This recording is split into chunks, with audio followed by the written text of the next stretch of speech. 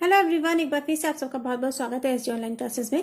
इस वीडियो का टॉपिक है बिहार बोर्ड क्लास 10 के नॉन हिंदी के बच्चों के लिए उनकी पाठ्य पुस्तक किसलय भाग 3 से चैप्टर नंबर 21 पार्ट 21 जो कि है चिकित्सा का चक्कर बेढप बनारसी का हास्य व्यंग। तो इस वीडियो में मैं आपको इस चैप्टर से रिलेटेड सारे कंप्लीट सॉल्यूशन बताने वाली हूँ। सारे subjective question answer, objective question answer जो पूछे जाते हैं, कंप्लीट सॉल्यूशन जो आपके बुक में दिया गया है, सब कुछ बताने वाली हूँ। कंप्लीट टॉपिक कवर करने वाली हूँ, तो आप लोग जो है इस वीडियो को पूरा देखिएगा। तो आइए स्टार्ट करते हैं वीडियो को। वीडियो स्टार्ट करने से पहले एज यूजुअल एक छोटी सी रिक्वेस्ट है कि वीडियो अच्छा लगता है तो लाइक कीजिए, चैनल को सब्सक्राइब कीजिए और साथ ही साथ बेल आइकॉन को भी दबाइए, जिससे कि मेरे हर नए वीडियो का नोटिफिकेशन आपको मिल जाएगा। तो आइए स्टार्ट करते हैं वीडियो को। ये चैप्टर चिकित्सा का चक्कर बेढप बनारसी का इसके लेखक बेढप बनारसी जी हैं, जो कि अपने सदी के एक बहुत ही महान और प्रसिद्ध हिंदी के लेखक हैं। और यह अपनी मजाकिया शैली की वजह से, यानी कि हास्य व्यंग, यानी कि ऐसा व्यंग करते हैं जिससे पढ़ करके हमको हंसी भी आती है, बुरा नहीं लगता बल्कि हंसी आती है, तो वो क्या कहलाता है? हास्य व्यंग कहलाता है। ये अपनी हास्य व्यंग शैली की वजह से हिंदी साहित्य में बहुत ही ज्यादा मशहूर है। बेढप बनारसी जी ने उपन्यास और कविताएं दोनों ही लिखी हैं। इनकी प्रमुख रचनाओं में बेढप की बैठक, काव्य कमल, बनारसी इक्का, गांधी का भूत और तनातन, अभिनीता वगैरह बहुत ज्यादा प्रमुख है। तो आइए अब स्टार्ट करते हैं चैप्टर को। ये जो चैप्टर है चिकित्सा का चक्कर, इस चैप्टर में लेखक ने अपने ही एक जीवन के एक छोटे से किस्से को बयान किया है जब वो बीमार पड़ते हैं। हालांकि वो बीमार पड़ते नहीं हैं, लेकिन उनको शौक होता है कि एक बार वो भी बीमार पड़े और उनको भी लोग बहुत पूछे। तो इसी किस्से को बयान किया है कि जब उनके घर में वो बीमार पड़ते हैं तो किस तरह से डॉक्टर, हकीम, वैद्य सबको वो दिखाते हैं लोगों की राय के अनुसार, और जब उन लोगों को देख करके उनको क्या महसूस होता है या उनको कैसा सा उनके साथ घटना होती है, उसको उन्होंने एक हास्य और व्यंग की तरह पेश किया, हास्यात्मक व्यंग की तरह पेश किया है। यानी कि इस तरह से उन्होंने जो चिकित्सक जो लोग हैं, चाहे वो होम्योपैथिक या चाहे वो हकीम हो, आयुर्वेदिक हो, वैद्य हो, चाहे वो डॉक्टर हो, सब पे उन्होंने एक तरह से व्यंग्य किया है कि अगर इंसान बीमार में पड़ता है और चिकित्सकों के चक्कर में पड़ता है तो उसके ऊपर क्या गुजरती है, उसको उन्होंने इस पाठ में बहुत ही ज्यादा रोमांचक और बहुत ही ज्यादा हास्यप्रद तरीके से प्रस्तुत किया है। तो आइए अब हम लोग क्वेश्चन आंसर स्टार्ट करते हैं। तो आपकी बुक से पार्ट से पहला क्वेश्चन है जो आपकी बुक में भी दिया हुआ है। पहला है, लेखक को बीमार पड़ने की इच्छा क्यों हुई? आंसर है इसका, लेखक बेढप बनारसी कभी बीमार नहीं पड़ते थे, लेकिन उनकी इच्छा हुई कि वे भी बीमार पड़े, जिससे उन्हें स्वादिष्ट बिस्कुट खाने को मिले। जैसे कि अभी आज के टाइम में थ्रेप्टिन बिस्किट वगैरह आप लोगों ने सुना होगा, जो कि लोग बीमार पड़ते हैं या कमजोरी होती है तो खाते हैं। तो उसी टाइम में जब लेखक का दौर था तो भी इसी तरह का मेडिकेटेड बिस्किट वगैरह आता था, तो जो उनको भी बहुत शौक था कि मुझे इस तरह का बिस्किट वगैरह खाने को मिले, जिससे उन्हें स्वादिष्ट बिस्कुट खाने को मिलेंगे। पत्नी सिर में तेल डालकर सेवा करेगी तथा मिलने के लिए आने वालों का तांता लगा रहेगा, यानी कि लोग उनकी बहुत ज्यादा पूछेंगे उनको, इसलिए उन्होंने भी एक दिन कुछ ज्यादा ही जलपान कर लिया और इसकी वजह से वो बीमार पड़ गए। अगला सवाल है सवाल नंबर 2, लेखक ने वैद्य और हकीम पर क्या कहकर व्यंग किया है? उनमें से सबसे तीखा व्यंग किस पर है, उल्लेख कीजिए। तो जैसे कि मैंने शुरू में ही बताया, ये पूरा चैप्टर जो है वो चिकित्सकों पर ही व्यंग है, चाहे वो हकीम हो, वैद्य हो, एलोपैथिक डॉक्टर हो, होम्योपैथिक डॉक्टर हो, सब पर इन्होंने व्यंग किया है कि अगर इन चिकित्सा के चक्कर में, यानी कि इन चिकित्सकों के चक्कर में पड़ जाओ तो ये किस तरह से आपको बेवकूफ बनाते हैं। इस सब का इन्होंने इस पाठ पे जिक्र किया है। तो इसका आंसर है, वैद्य जी पर व्यंग करते हुए लेखक कहते हैं कि वैद्य जी पालकी पर चढ़कर आते हैं, धोती गमछा और मैला कुचला जनेऊ धारण किए हुए थे, मानो अभी अभी कुश्ती लड़कर आए थे। हकीम साहब पर व्यंग करते हुए लेखक उनके पहनावा और शान शौकत का वर्णन कर उन पर व्यंग कसा है। सबसे तीखा व्यंग इन्होंने हकीम साहब पर किया है। इस चैप्टर को भी आप लोग जरूर पढ़िएगा, बहुत ही इंटरेस्टिंग चैप्टर है, पढ़ करके बहुत हंसी आएगी और बहुत ही अच्छा चैप्टर है, तो जरूर पढ़िएगा, जिससे कि आपको सारे पॉइंट जो है वो अच्छे से क्लियर हो जाएंगे। अगला सवाल है सवाल नंबर 3, अपने देश में चिकित्सा की कितनी पद्धतियां प्रचलित हैं?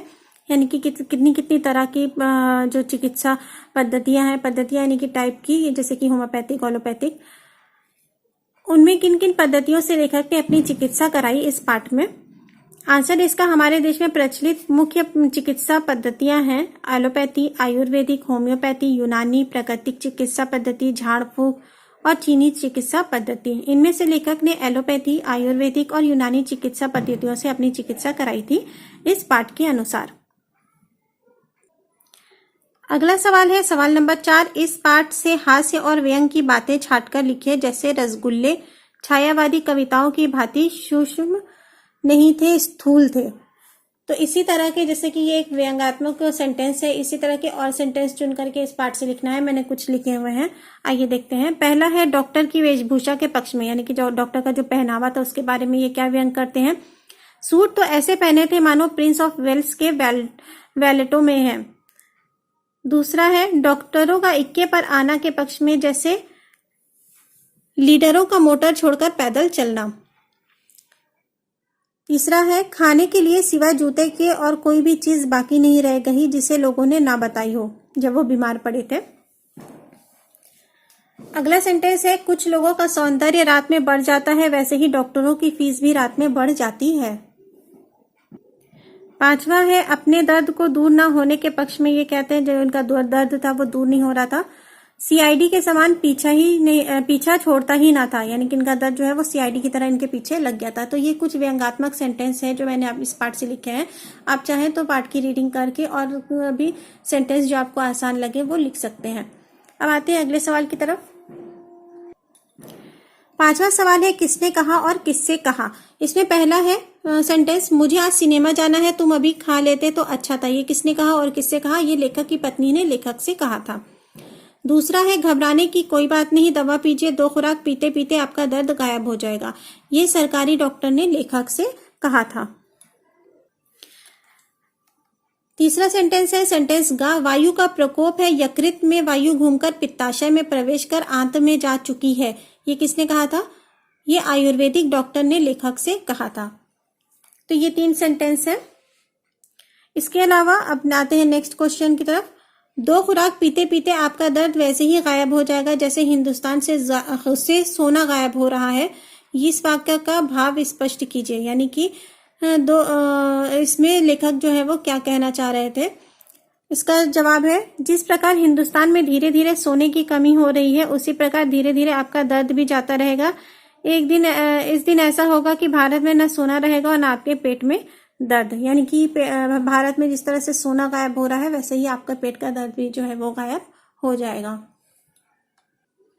तो ये थे पार्ट से इसे क्वेश्चन। अब आते हैं पार्ट से आगे जो एक्सरसाइज है उससे क्वेश्चन जो आपके बुक में दिया गया है। पहला है एलोपैथी, होम्योपैथी और आयुर्वेद चिकित्सा से आप क्या समझते हैं।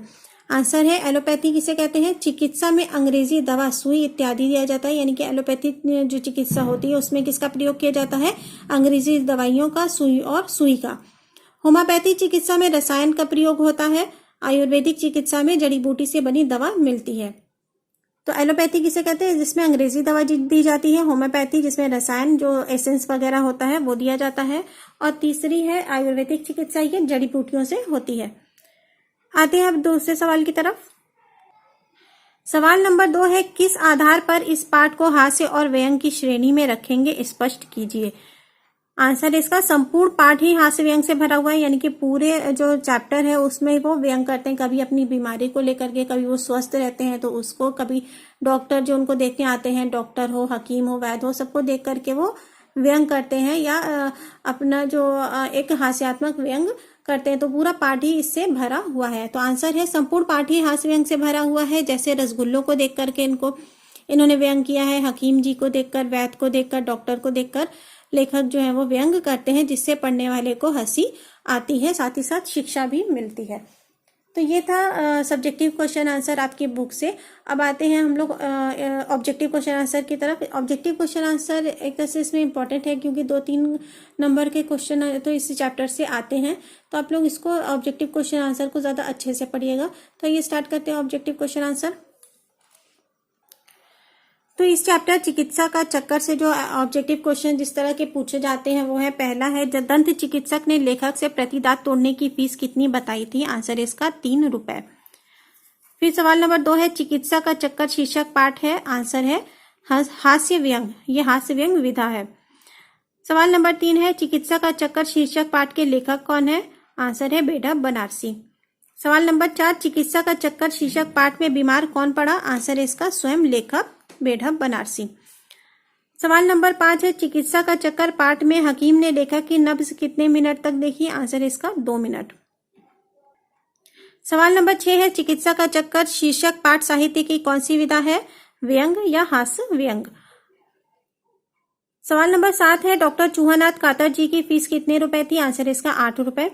सवाल नंबर 8 लेखक बेढ़ा बनारसी के यहाँ वैद्य जी कैसे तशरीफ लाए, आंसर इसका पालकी से।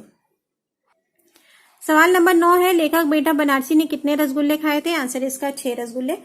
सवाल नंबर 10 लेखक को बीमार रहने की इच्छा क्यों हुई, क्योंकि वह काम करते करते थक गए थे। सवाल नंबर 11 है लेखक को बार बार पेट में दर्द क्यों हो रहा था, गरिष्ठ खाना खाने से, यानी कि उन्होंने भारी खाना खा लिया था और ज्यादा खा लिया था।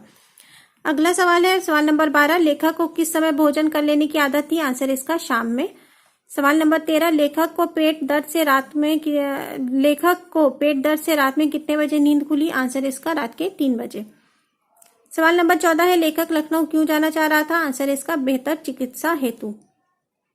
सवाल नंबर 15 किस चिकित्सा पद्धति में जड़ी बूटी से दवाई बनाई जाती है, आंसर है आयुर्वेदिक चिकित्सा। सवाल नंबर 16 है लोगों की सलाह पर चूहानाथ कातर जी को बुलाया गया था, ये थे डॉक्टर, यानी कि चूहानाथ कातर जी कौन थे, ऐसे भी सवाल पूछा जा सकता है, तो आंसर है इसका डॉक्टर। सवाल नंबर 17 है लुकमान नाम था एक हकीम का। तो ये थे ऑब्जेक्टिव क्वेश्चन आंसर जो अक्सर एग्जाम्स में आ जाते हैं या आ सकते हैं, तो आप लोग इसको अच्छे से पढ़ लीजिएगा। इसके अलावा भी आपके बुक में एक क्वेश्चन दिया गया है ग्रामर पे, आइए देखते हैं कौन सा है। जो ग्रामर से रिलेटेड क्वेश्चन आपके बुक में दिया गया है इस चैप्टर में वो है पहला है इस पाठ में प्रस्तुत प्रयुक्त मुहावरों को चुनकर लिखिए, यानी कि इस पाठ में जो मुहावरे आए हैं, जो लेखक ने जिन मुहावरों का इस्तेमाल किया है उनको आपको चुन करके पाठ से लिखना है।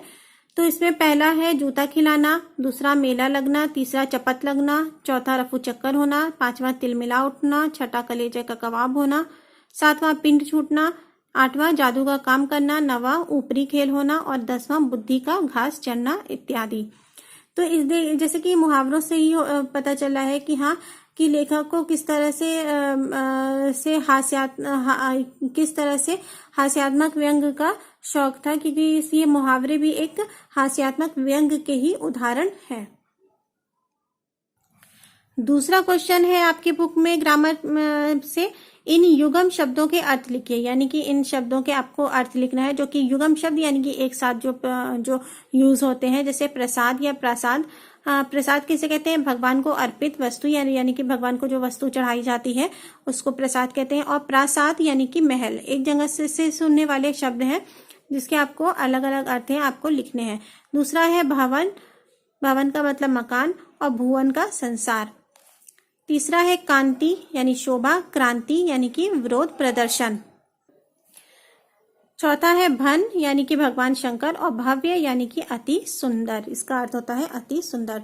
तो ये था इस चैप्टर का कंप्लीट सॉल्यूशन, जो क्वेश्चन आंसर आपके बुक में दिए गए हैं, ग्रामर की एक्सरसाइज और इसके अलावा जो ऑब्जेक्टिव क्वेश्चन इस चैप्टर से आ सकते हैं, पूरा कंप्लीट सॉल्यूशन है। अगर आप इसको अच्छे से पढ़ लेते हैं तो इस चैप्टर से कुछ भी आता है, आई होप वो आप अच्छे से कर लेंगे। तो आई होप इसमें आपको कोई प्रॉब्लम नहीं होनी चाहिए। अगर होती है तो प्लीज मुझे कमेंट सेक्शन में जाके बताइए, और अगर वीडियो अच्छा लगता हो तो लाइक कीजिए और चैनल को सब्सक्राइब कीजिए।